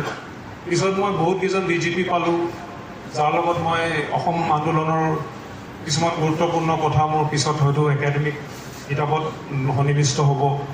মই সুধিছিলোঁ তেওঁলোকক, তেওঁলোকেও মোক ফ্ৰেংকলি কৈছিলে যে হয় হয়, এনেকুৱা হয়। তো মই এইখিনি কথা মোৰ পৰা ৰাজ্যখনত, যেনেকৈ সুৰজিত দাই কৈছে যে আমি নিজৰ ৰাজ্যখনত আমি নিজে বেছি ভালকৈ বুজি পাওঁ, আৰু আমি হয়তো সেইখিনি দিব বিচাৰিম, সেইকাৰণে আমি দিব পাৰিছিলোঁ। আৰ্মিয়ে যি কৰে নকৰে তেওঁলোকৰ নিজৰ কথা, কিন্তু পাঞ্জাৱ পুলিচ, অসম পুলিচ, তেওঁলোকে অসমক শান্তি আনিছে, পাঞ্জাৱক শান্তি আনিছে, পুলিচে আনিছে। এইটো আমাৰ অংগীকাৰ আছিলে। আমি ভাবিছিলোঁ যে অকল আমাৰ ত্যাগটো হ'লেই হ'ব, বেলেগ একো নাই। আৰু মৃত্যুটো এদিনটো আহিব, এইটো নহয় যে মৃত্যু মোৰ একেবাৰে ওচৰৰ পৰা গুলি গৈছে এই জংঘলবিলাকৰ ভিতৰত। মই সেইদিনাখন হয়তো এটা কেপ পিন্ধি আছিলোঁ, বুলেট প্ৰুফ কেপ পিন্ধি আছিলোঁ। মই সেইদিনাখন যদি হয়তো মোৰ ফায়াৰিং আৰু মোৰ লগৰকেইটাই যদি নকৰিলেহেঁতেন, হয়তো তেতিয়াহ'লে মোৰ সেইদিনাখনেই লাষ্ট দিন আছিলে। মই এই ধানৰ যোনবিলাক আছিলে, মই তলত পৰি গ'লোঁ। ধানৰবিলাক শব্দ হৈছে, গুলি লাগিছে, মোৰ লগৰজনৰ গুলি লাগিলে। এনেকৈ মৃত্যুৰ যোনটো মানে অনুভৱ, সেই অনুভৱটো পাইছিলোঁ। আজিৰ দিনত হয়তো অসমত এইটো পৰিৱেশ নাই, আৰু অসমত হয়তো এইটো ঘূৰি নাহক। আমি কামনা কৰিছোঁ যে যিটো শান্তি প্ৰতিষ্ঠা হৈছে, এই শান্তিটো থাকক। বহুত ত্যাগৰ মূল্যত এইখিনি শান্তি হৈছে। বহুত আমাৰ জৱান অফিচাৰ্ছ তেওঁলোকে ত্যাগ বলিদান দিছে, গতিকে আমি এইটো পৰ্যায়ত পাইছোঁ। ত' এইখিনিতে মই মোৰ কৰ্মজীৱন আৰু শিক্ষা জীৱন তাৰ মই সামৰণি মাৰিছোঁ। মই এতিয়া ছাত্ৰ ছাত্ৰীসকলৰ কাৰণে মোৰ যিটো বক্তব্যৰ মিডল পৰ্শ্যনত মই আহিছোঁ। মিডল পৰ্শ্যনত মই এজন ব্যক্তিৰ কথা ক'ম, যোনজন ৰাইটাৰ হয়, মেলকম গ্লেডৱেল। মেলকম গ্লেডৱেল এজন US বেছড ৰাইটাৰ। তেওঁ 2খন কিতাপ খুবেই পপুলাৰ। এখন হৈছে আউটলায়াৰ, আৰু ছেকেণ্ডখন হৈছে টিপিং পইণ্ট। ছাত্ৰ ছাত্ৰীসকলে নিশ্চয় জানিব। মেলকম গ্লেডৱেলে 3টা কথা আউটলায়াৰখনত কৈছে।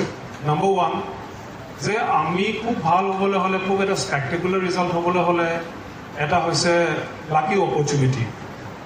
লাকি অপৰচুনিটি ধৰক মই তেনেকৈ বুজাইছোঁ যে মোৰ ঘৰৰ কিনাৰতে এজন অংকৰ শিক্ষক আছে। মোৰ দেউতাই ক'লে, ছাৰ মোৰ ল'ৰাটোক অলপ চাই দিব, মই ক্লাছ 5-6ৰ ল'ৰা।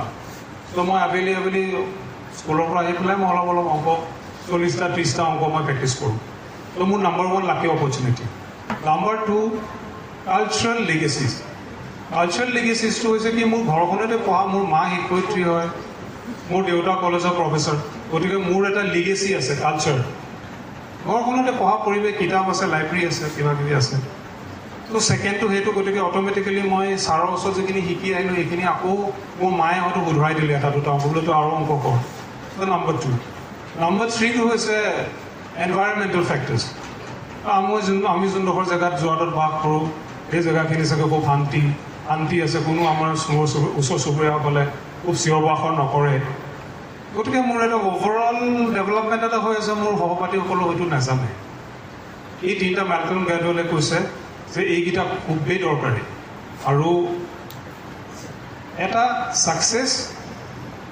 এটা সৰু চেঞ্জ হ'ব পাৰে one small incremental change and result in a very spectacular result one small incremental change যদি মই 40টা অংক ডেইলি কৰি আছোঁ আৰু মই তেনেকৈ কৰি আছোঁ মোৰ তেনেকৈ 10,000 ঘণ্টা হৈ গ'ল মইতো IIT চিট পাই যাম মই 10,000 ঘণ্টা তেনেকৈ এই মেলকম গ্লেডৱেলে সেইটো 10,000 ৰুল বনাইছিলে 10,000 ৰুলত কৈছিলে যে তেওঁ 10,000 মই যদি গীটাৰৰ কৰ্ডছবোৰ মোৰ বজাই থাকোঁ মই তেতিয়াহ'লে আজি এৰিক ক্লেপটন বা David Gilmour Pink Floyd David Gilmour নিচিনা মই বজাব পাৰিম it's not a issue 10,000 I have to put in 10,000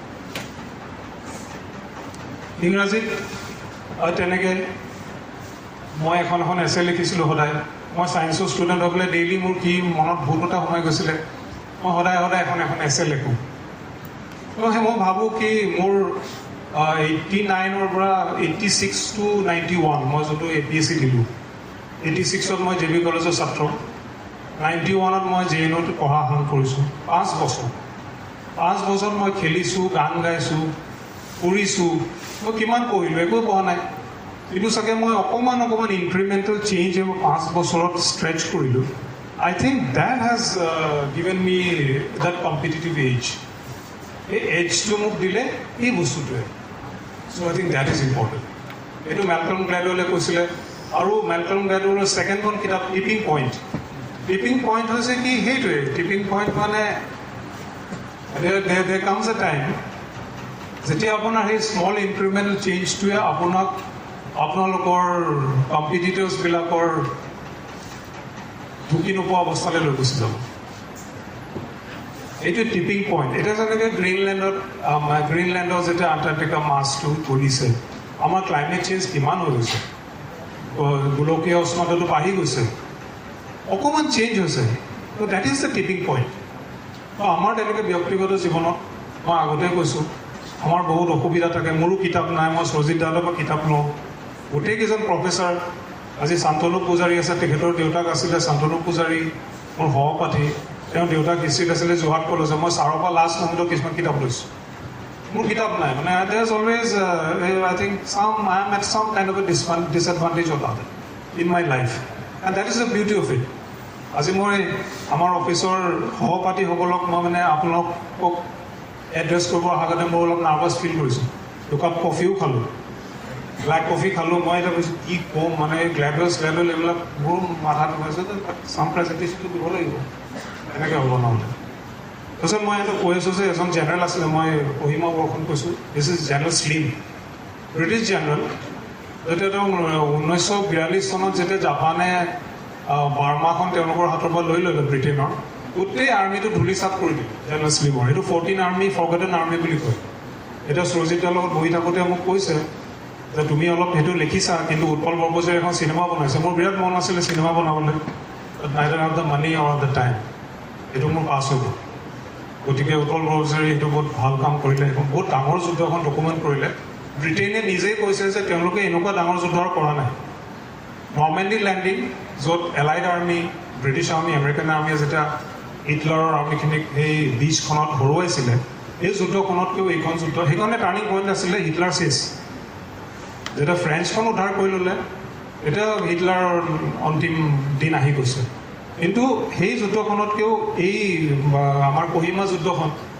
যোনটো 7 এপ্ৰিল 1944 চনত আৰম্ভ হৈ পেলাই এই 15-20 দিন এমাহৰ যোনখন যুদ্ধ আছিলে ফেনমেনেল যুদ্ধ সেইখন তেওঁলোকে নিজে অপিনিয়ন পোল কৰিছে যে এইখনে সবতকৈ বিশ্বৰ ব্ৰিটেইন আৰ্মি সবতকৈ শ্ৰেষ্ঠ যুদ্ধ এই 14 আৰ্মিটো যোনটো এটা ফৰগটেন আৰ্মি বুলি কৈছিলে বাৰ্মাত হাৰি যোৱাৰ পিছত সেইজন জেনেৰেলে এখন কিতাপ লিখিছিলে from victory two defeat into victory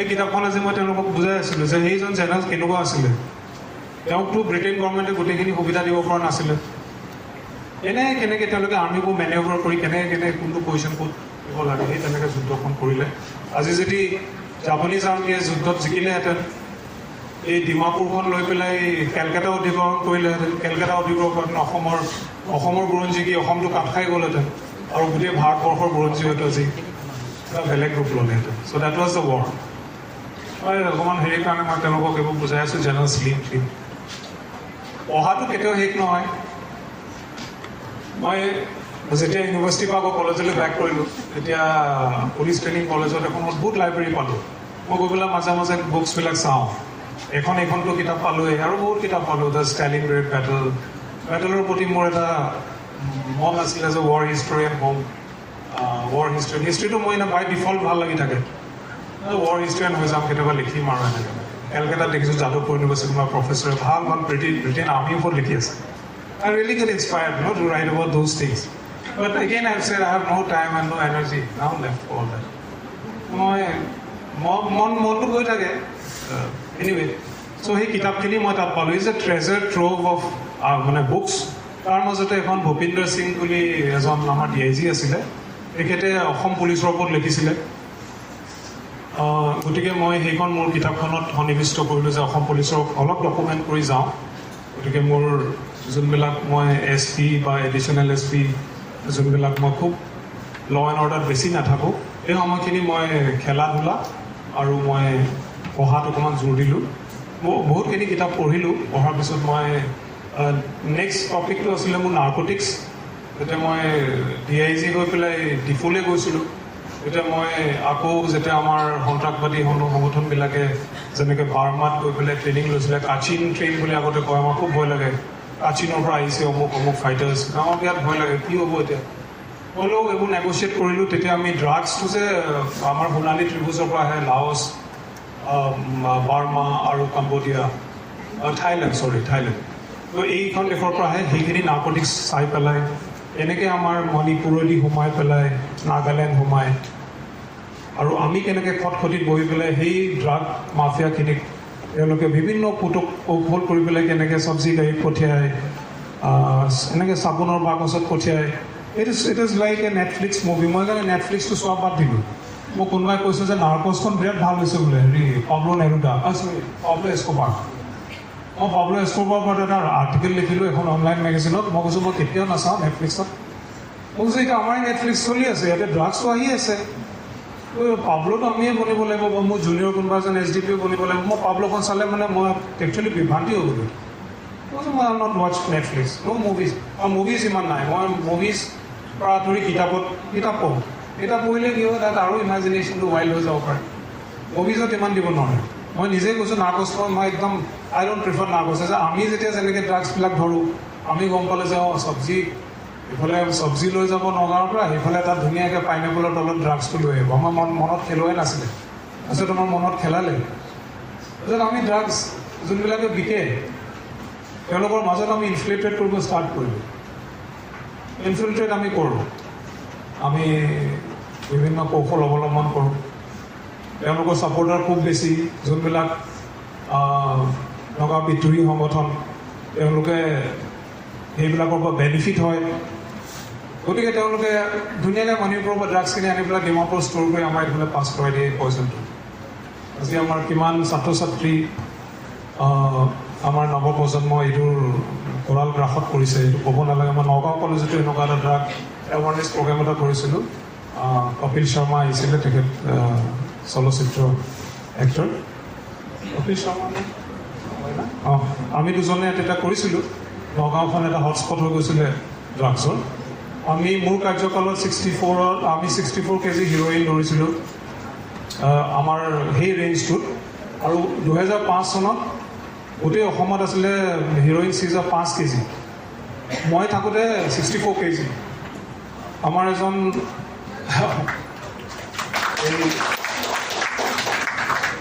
এইখন এখন চিনেমা ইটছ এ বিউটিফুল মানে এনেকৈ আমি হোটেলবিলাকত যাওঁ দেখোঁ এইটো গাৰ্ডিং কৰি আছে আমি দেখোঁ আমি তাক ভাবোঁ ডিমাপুৰ হোটেলত আমি আৰামছে সোমাই যাম এজন গাৰ্ড আছে তলত কোনে গাৰ্ড কৰি আছে মোৰ জুনিয়ৰ্ছবিলাক কয় ছাৰ এইটো ফায়াৰ ফাইট হ'ব আৰু দেই ফায়াৰ ফাইট হ'লে মই বচাব নোৱাৰোঁ ডিমাপুৰ তাতে আৰু এইটো স্পলিট অফ তেনেকুৱা হৈছিলে কিন্তু আমি বিভিন্ন পন্থা অৱলম্বন কৰি আমি কেতিয়াবা ক্ৰেতা হৈ পেলাই কওঁ যে আমি কিনিম আমি এনেকৈ কি কৰোঁ এইবিলাক বগা কাগজবিলাক এনেকৈ কৰি দুখন ওপৰে 500 টকীয়া নোট তলত 500 টকীয়া নোট দি পেলাই গেটখন পাৰ কৰি অসমত সোমা যে আহে সেইখিনি পইচা দেখুৱাওঁ সেইখিনি দোকান এনেকৈ কৰে তেওঁ পইচা বহুত আছে আহি যায় কৰি so' they other ways we catch them but we have really call আমাৰ ফেন'মেনেল ছাকচেছ হ'ল আমাৰ এজন আগৰ পুৰণা IGP আছিলে ভাস্কৰজ্যোতি মহন্ত ছাৰ তেওঁ কৰ্মৰত সময়তে এইখিনি মই কৰি আছিলোঁ আৰু এটা আৱেগিক এটা আমাক হেৰি দিলে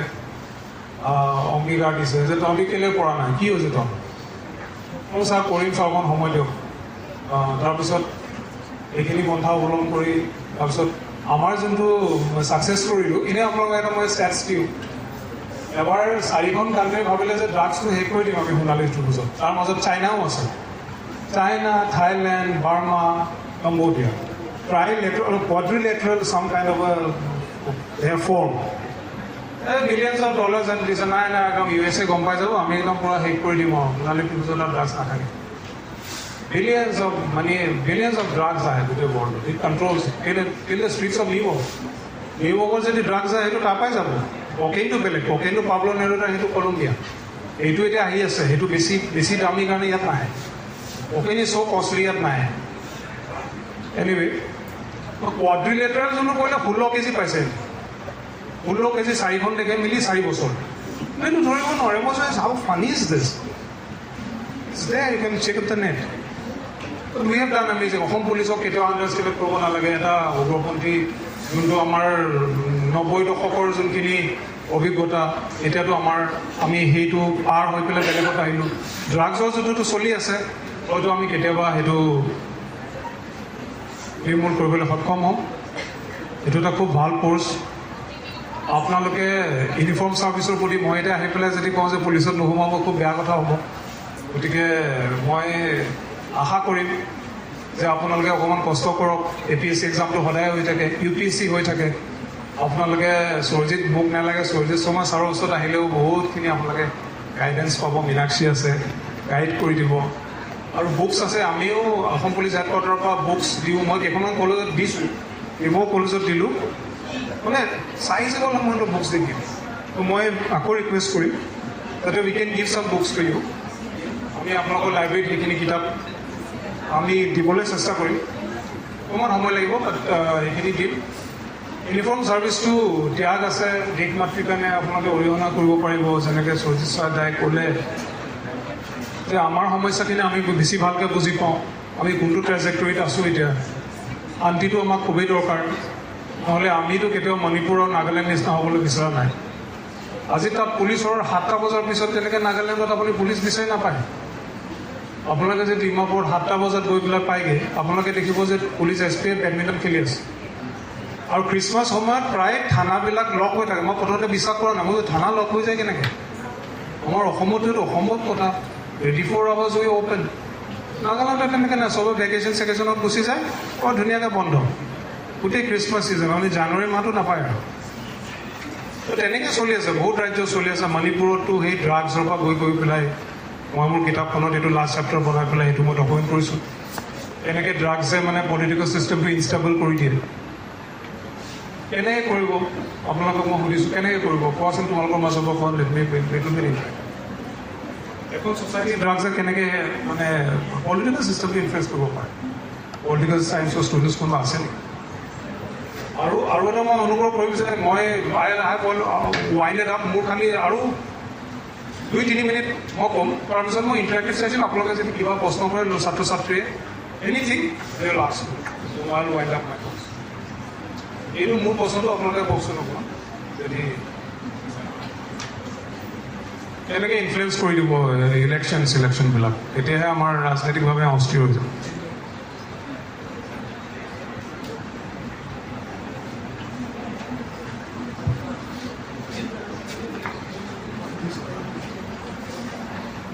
সিস্টেমটো অকল পলিটিকেল বুলি নহয়, আনষ্টেবিলিটি আনে, তাত কালচাৰেল ছ'চিয়েল এছপেক্টটো আছে যোনটো ছ'চাইটিত বহুত ডাঙৰ এটা ইম্পেক্ট কৰে।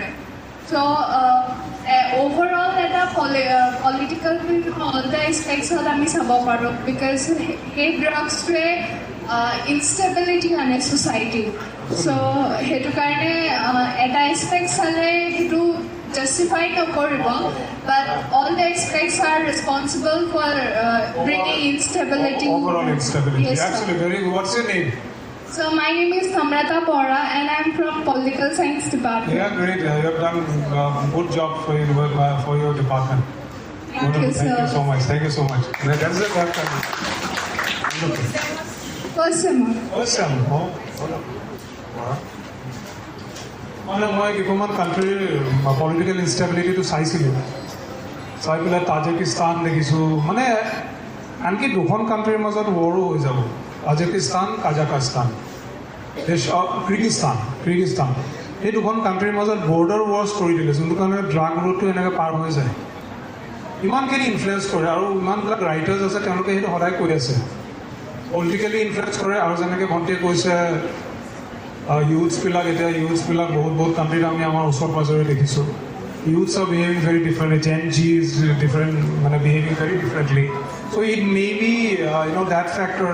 কোনে এইটো ফাণ্ডিং কৰিছে এইটো আমি এতিয়াও নাজানো। হু হেজ ফাণ্ডেড দিছ ইনষ্টেবিলিটি, আৰু ইনষ্টেবিলিটিটোৱে কাক সহায় কৰে? আমি সদায় ক্ৰাইচিছ আৰু কনফ্লিক্ট চাওঁতে আমি এটা বস্তু চাইছোঁ, এইটো তোমালোকে সদায় এটা বস্তু চাবা, হুম ডাজ ইট বেনিফিট?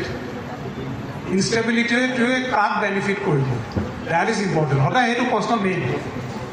আৰু যেনে মানি ট্ৰেইল, যেতিয়া পইচাবিলাক আহিছে, ড্ৰাগছ লৰ্ডবিলাকে পইচাবিলাক ক'ত সোমাই আছে, এইটো money trail. Always look at the money trail.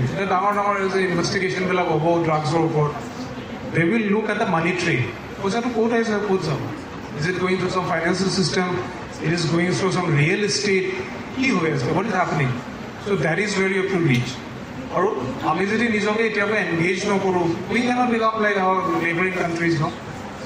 We have huge opportunity for the ইউথছৰ কাৰণে ইণ্ডিয়াত বহুত। আমাৰ এতিয়া GDP অলমষ্ট, আমি এতিয়া টপ 4খন ধনী কাণ্ট্ৰিৰ ভিতৰত আমি বিলং কৰোঁ। সেইদিনাখন এটা ষ্টেটছ দিছে যে বাই 2050 আৰু 25 বছৰৰ পিছত the GDP of India will be 4 times that of Britain. ব্ৰিটেইনটো আজি আমাতকৈ স্মল চাইজ ইকনমি। 100 বছৰৰ আগতে ব্ৰিটেইনে 1 লাখ মানুহ পঠাই পেলাই ইমানখিনি ভাৰতীয় মানুহক কণ্ট্ৰল কৰিছিলে। আজি বাৰু ব্ৰিটেইনে 1 লাখ মানুহ পঠাই দিলে ইয়াত কি কৰিব? কিবা হ'ব জানো? একো নোৱাৰে কৰিবলৈ। ইকনমিটো সৰু হৈ গ'ল ব্ৰিটেইনৰ। হ'লেও লণ্ডন বুলি আমি বিৰাট ডাঙৰ এটা দেখুৱাই থাকে, কিন্তু what is it? By 2050 India will be 4 times the economy of Britain. এইটো অৱস্থা হ'ব। এতিয়া ইণ্ডিয়া 4th, প্ৰথমতে US, second is China, third is Japan is little bit ahead of us, আৰু ইণ্ডিয়া। 4খন কাণ্ট্ৰি, এইকেইটাই চবতকৈ top performing countries in the world. আৰু আমাৰতো ট্ৰিলিয়ন ইকনমিত অলমষ্ট 27 trillion মান আমাৰ GDP হয়। গতিকে আমাৰ ইউথছখিনিৰ ওচৰত ইমানখিনি অপৰচুনিটি আছে যে তেওঁলোকে যিকোনো ছেক্টৰত, AI আৰ্টিফিচিয়েল ইণ্টেলিজেঞ্চে নলেজ ৱৰ্কাৰ্ছ ক্ৰিয়েট কৰিছে। চ' কেতিয়াও জবটো বুলি শেষ হৈ যাব এনেকৈ নহয়। এতিয়া সেইদিনা মই এটা কোম্পানী চাই আছিলোঁ, মাৰ্চাৰ বুলি। Mercor is a fastest growing company in the AI sector. তেওঁলোকে AI ট্ৰেইনিং বেলেগক দিয়ে। এতিয়া তেওঁলোকে কৈ আছে যে কি, আমিতো কোৱা নাই ন জববোৰ শেষ হৈ যাব। নলেজ ৱৰ্কাৰ্ছৰ আমি ক্ৰিয়েট কৰি আছোঁ। তাৰমানে AI ট্ৰেইনিং আজি এটা দিলে, AIবিলাকে সেইখিনি মানুহে আকৌ বেলেগক ট্ৰেইন কৰিলে। Generate that thing is coming. সেই ৰিভলিউশ্যনটো আহি আছে, AI revolution is coming. So' these companies are in the top of that curve. সেইদিনা এটা দেখিছোঁ মই, সৰু ল'ৰা US-ৰ, he has open up AI company with legal firm. Legal firm বোলে নিউয়ৰ্কত অফিচ এটা আছে, এনেকুৱা নহয়। অনলাইন AI টুলছ দি পেলাই গ্ল'বেলি যি প্ৰব্লেম হ'ব, আৰ্বিট্ৰেশ্যন কৰিব লাগে, কি কৰিব লাগে, through that AI system they হ'ব। So' that company is fastest growing. আৰু সবতকৈ মই ইম্প্ৰেছ এটা কথা ক'ব বিচাৰিছোঁ ছাত্ৰ ছাত্ৰীসকলক before I come to my last leg এই যোনটো মাৰ্চাৰ বুলি যোনটো কোম্পানী আছিলে মাৰ্চাৰ কোম্পানীটোৰ এজন এমপ্লয়ী আছিলে তেওঁ মিষ্টাৰ মেহতাই কৈছে যে মই 100 ঘণ্টা কাম কৰোঁ সপ্তাহত মই কেলকুলেট কৰি চাইছোঁ 15 ঘণ্টামান কাম কৰোঁ কোম্পানীটোৰ কাৰণে সেইকাৰণে ফাষ্টেষ্ট গ্ৰ'য়িং হৈ আছে ইন এ নলেজ ডমেইন এইটো ইম্পচিবল এটা মানুহে 100 ঘণ্টা নিজৰ কোম্পানীক দিছে কিমান ডেডিকেশ্যন আৰু that's why they are growing ত' before I really wind up মই মিচেল অবামাৰ এটা উক্তি এইকেইদিন টুইটাৰত খুব চলি আছে মই ক'ব বিচাৰিছোঁ মিচেল অবামাই কৈছে যে এনেকৈ নহয় যে they is a burst of happiness বুলি এটা বাৰ্ষ্ট এদিন ওলাব প্ৰতিটো দিনে আমাৰ কাৰণে সুখৰ হ'ব এনেকৈ নহয় সুৰজিৎ শৰ্মা ছাৰ ইংৰাজী প্ৰবক্তা এজন আছিলে ৰাইটাৰ টমাছ হাৰ্ডি কৈছিলে in far from the madding crowd তেখেতে কৈছিলে যে happiness is an occasional episode in the general drama of pain আমাৰ জীৱনত জেনেৰেল পেইনেই থাকে মাজে মাজে সুখ আহে যদি আমি অকল সুখেই বিচাৰি থাকোঁ জেন ৱাই নিচিনাকৈ every day is a happening day every day মোৰ কিবা কিবি হৈ থাকিব লাগে তেনেকৈ নহ'ব life is always Monday always the same আমি ৰাতিপুৱা উঠিবই লাগিব আমি ৰাতিপুৱা নিজৰ শ্বেডিউলখিনি মতে চলিব লাগিব আমি যোনটো আজি দিনৰ যোনটো কৰ্ম কাৰ্যসূচী আমি নিজক বনাইছোঁ আমি যদি এক্সেলেঞ্চৰ ফালে যাব লাগিব তেতিয়াহ'লে আমি আমাৰ কামখিনি কৰি থাকিব লাগিব এদিন হেপিনেছ আহিব হেপিনেছটো নহাকৈ নাথাকে as I told you happiness will always be there কিন্তু সেইটো মই আজি বিচাৰিলে মই আজি হয়তো নাপাওঁ সেইকাৰণে থমাছ হাৰ্ডিয়ে কৈছে happiness is a occasional episode in the general drama of pain that is a literary sense anyway আপোনালোকক মই সকলোকে এখন খুব ভাল ইনষ্টিটিউট JB কলেজ মই সকলো ছাত্ৰ ছাত্ৰীকে মই ভৱিষ্যত জীৱনত খুব আপোনালোকে ভাল কৰক মই কামনা কৰিলোঁ আপোনালোকৰ মাজত সেই দক্ষতাটো আছে কাৰণে নিজকে অলপ চেল্ফ টক কৰিব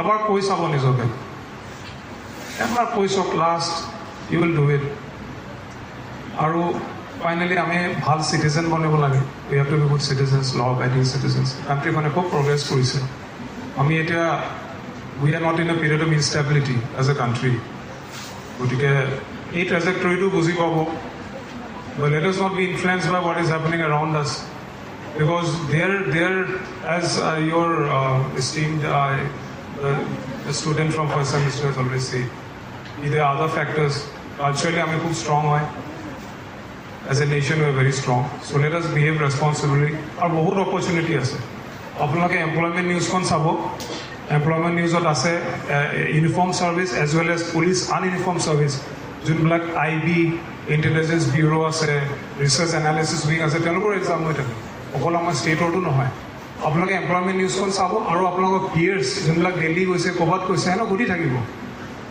আৰু তেনেকৈ মই অনুভৱ কৰিম আমাৰ মীনাক্ষী বাইদেউ আৰু সুৰজিৎ শৰ্মা ছাৰক এনেকুৱা বহুত মানুহ আছে যোনে এনেকৈ কম্পিটিটিভ পৰীক্ষাবিলাকৰ ওপৰত তেওঁলোকৰ নলেজ আছে মই অলপ আউট অফ টাচ হৈ গৈছোঁ মই গোটেইখিনি ক'ব পৰা নাই সেইদিনা মই এজন এয়াৰফ'ৰ্চ অফিচাৰ পালোঁ আমাৰ যেতিয়া প্ৰধানমন্ত্ৰী এই এদিনৰ ভিতৰতে যোৰহাটত আহিছিলে মই সুধিছোঁ মানে আপুনি কি এক্সাম দি পেলাই পাইছে তেখেত উইং কমাণ্ডাৰ তেওঁ কৈছে ছাৰ মই বোলে গ্ৰেজুৱেশ্যন কৰাৰ পিছত মই FTech কৰিলোঁ what is FTech because as a Air Force technical some তেতিয়া হায়দৰাবাদত ট্ৰেইনিং কৰিছে চ' তেনেকৈ এক্সামবোৰ হৈ থাকে আমি ইমান গম নাপাওঁ আৰু গ্ৰেজুৱেশ্যন যোনখিনি ছাত্ৰ ছাত্ৰীয়ে কৰি তাই আৰ্ম ফ'ৰ্চত যাব ল'লে CDS বুলি এটা এক্সাম আছে কম্বাইণ্ড ডিফেন্স ছাৰ্ভিচ সেইটোতো আপোনালোকৰ অফিচাৰ কেডাৰ যাব পাৰে আৰ্মি কেৰিয়াৰ অপশ্যন আমাৰ কাৰণেতো আপোনালোকৰ অসমত APSC দিবলৈ কাৰণে বয়সৰ সীমা সম্ভৱ 38ৰ ঊৰ্ধতে আছে 40 বছৰমানলৈকে দিয়ে থাকিব পাৰে গতিকে আপোনালোকে কেতিয়াও বিচলিত নহ'ব আৰু মই ইয়াতে অলপ গাৰ্জেন যদি থকাহেঁতেন মই ক'লোহেঁতেন গাৰ্জেনবিলাকক ইমান কুইক ৰিজাল্টছো আমাৰ ল'ৰা ছোৱালীৰ পৰা বিচাৰিব নালাগে অলপ ল'ৰা ছোৱালীখিনিৰ লগত কথা পাতিব লাগে আৰু তোমালোককো মই এটা কথা কওঁ যদি তেনেকুৱা এম্বিয়েণ্ট এটমস্ফিয়াৰ নাই মই কি কৰিছিলোঁ মই এইবিলাক কথা ইমান গুৰুত্ব নিদিওঁ মোৰ কাজিনছবিলাকেও কয় তই কি আৰ্টছ পঢ়ি আছ কি কৰিবি আগতে মই চাওঁ কি কৰোঁ মই ভাবাই নাই এতিয়া মানে কৰিম একো ভাবা নাই, really I am not thinking anything about it. তেওঁলোকে ছায়েন্স পঢ়ি আছে, মই কিন্তু ফ্ৰাষ্ট্ৰেটেড হোৱা নাই। মই কৈছোঁ কিবা এটাতো হ'ব আৰু, পঢ়ি থাকোঁচোন, মোৰ ড্ৰিমটো আছে। সপোনটো খালি নেৰিব, ড্ৰিম ইজ ইয়ৰ্ছ অনলি না, and you are the artist. আপোনালোকে সেই আৰ্টিষ্টজন হয়, যোনটো আপোনালোকৰ নিজৰ স্ক্ৰিপ্টটো যোনে বনাব। I will end up by saying Steve Jobs, আইফোনটো যোনে বনাইছিল, ষ্টিভ জবছটো একচুৱেলি ষ্টেপ ছান নিচিনাই আছিলে। গোটেই জীৱনটো তেওঁ ভাবিলে যে লাইফটো কি, একো কিন্তু ষ্টিভ জবছ ভাবিলে যে মই এনেকুৱা এটা প্ৰডাক্ট বনাম, যোনটো প্ৰডাক্ট মানুহে এনেকৈ হাতত লোৱাৰ লগে লগে গোটেই পৃথিৱীয়ে চাব কি প্ৰডাক্ট হয় এইটো। চ' হি ৱৰ্ক আনটায়াৰিংলি, হি ষ্টাৰ্টেড ৱৰ্কিং। তেতিয়া অফিচত গুচি যায়, নিজে নিজে কাম কৰি থাকে, গমেই নাপায় কোনো। ষ্টিভ জবছে এটা কথা কৈছে, always be hungry, always be foolish. আৰু our life is such that আমি বেলেগক চাবলৈ সময় নাই। আমাৰ লাইফটো ইমান স্মল যে আমি বেলেগক চাই থাকিবলৈ সময় নাই। গতিকে সেই মানুহজনে চবতকৈ ডাঙৰ আমাৰ বিউটিফুল ফোন সেইটো দিছে, আইফোনটো। গতিকে ডেট ইজ ষ্টিভ জবছ। মোক নিমন্ত্ৰণ কৰাৰ কাৰণে মাননীয় ডিন দুগৰাকী দিনকে মই ধন্যবাদ জনাইছোঁ। ৰেজিষ্ট্ৰাৰ ছাৰক মই নাপালোঁ দুৰ্ভাগ্যবশতঃ, আৰু মই উপাচাৰ্য মহোদয়ক মই নাপালোঁ।